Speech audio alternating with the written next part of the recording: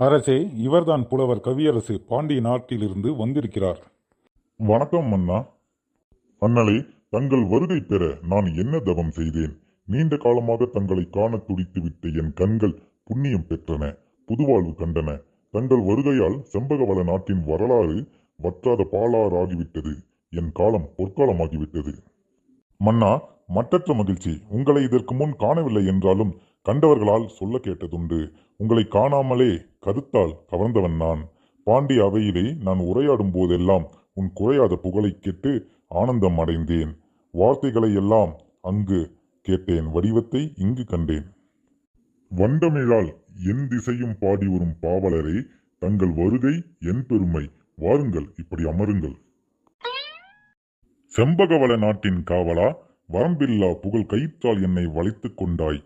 கனிச்சாற்றில் பிழிந்தெடுத்த உன் கருணை உள்ளம் காவேரி போல் கங்கையைப் போல் என்றும் வற்றாதது. உன் அன்பும் பண்பும் பாசமும் செங்கோலும் செழித்து வளர வாழ்த்துகிறேன். பகையொழித்த ராஜசிம்மா, நின் புகழ் கொழிக்க தமிழ் நிலமுள்ளவரை அதில் தமிழ் உள்ளவரை நீ இருப்பாய். நின் புகழ் இருக்கும்.